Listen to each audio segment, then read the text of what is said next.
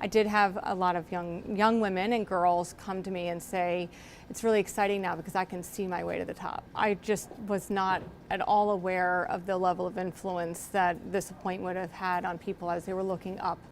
Adena Friedman joined Nasdaq as an intern in 1993 and has risen through the ranks to become CEO, making her the first woman to oversee a major U.S. stock exchange and one of the few female leaders in the financial service industry. I recently sat down with Adena to talk about finding her voice and her best advice on navigating challenge. You're someone whose career is unique in that you started literally at the lowest level of the ladder as an intern at Nasdaq. When you look at your career, had you talked about your desire to be a CEO? The CEO aspiration, I think, is one where you almost don't want to focus on it because you first of all need to focus on your current job. You want to make sure you're building the skills necessary to be able to achieve the next level, but you also don't know if it'll ever come. And I'd worked my entire career to the point where I was taking this role. And so I felt very comfortable and confident walking into the role. Then you have this kind of showering of attention related to the role because of gender. And then you just say, well, I guess there was a little extra pressure on this one. I really like that pressure because I use it to drive myself. But at the end of the day, my job is predicated on making Nasdaq an incredibly successful business for the long term. And whether I'm a male or a female, that's what I'm going to be measured on. That's my report card. And so gender doesn't really play a role in the performance of the company. You've also talked about in your early years, you went to an all-girls school, that was an experience that looking back also was pivotal to shaping sort of your confidence and your own voice in a way that was unique. Talk a little bit about that. It was one of those experiences where I found my own voice. So when I went to college, I was asking a lot of questions, I was involved in the classroom, and I noticed that a lot of the other girls did not speak.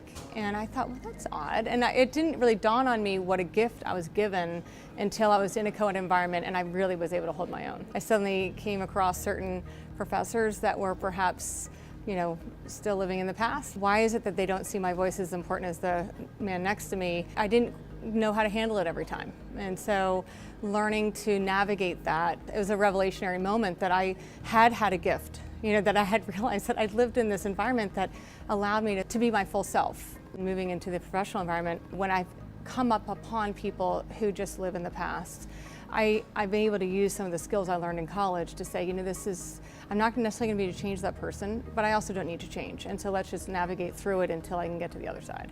What advice do you give to others who are facing that similar situation? Because it's so important not to change who you are and to recognize that it is other people's problems, but sometimes that's easier said than done in practice. How did you learn to do that with such confidence over time? Practice. Well, you also have to recognize, I think, a big part of it is maintaining your focus on the end result. What are you trying to achieve? How is this person influencing your ability to achieve it? How do you navigate through it so that you can get to your end goal? If you get distracted by it and you get angry or upset or frustrated and it throws you off your end goal, then frankly you're not doing a service to yourself. So how do you make it so that you can manage through it to get to your end goal? Now that to me is how I've always navigated through challenging situations, whether it could be any challenging situation, but it's always making sure you recognize your North Star and how you want to get to the end line. How do you think about that in terms of your day-to-day? Because as a CEO and a leader, it is a fire hose coming at you, and you have to have that perspective to obviously see the long game, but still deal with sort of the tactical things of today. Yeah, so you can definitely get wrapped up in the day-to-day, and I always feel like I take stock of that a lot.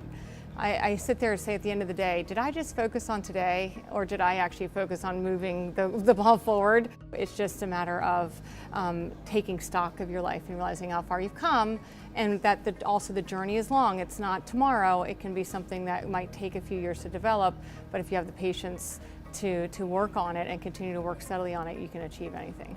If you were to rewind the clock to when you started sort of working at Nasdaq, what's one piece of advice that you either wish you had known or wish you had followed in those very, very early days of your career? The one thing that I've always felt that I wish someone had said earlier in my career is that being a working mother, you should not feel guilty. You can have balance in your life and still achieve great things in your career. And I think that's very, very important. It takes the right partners.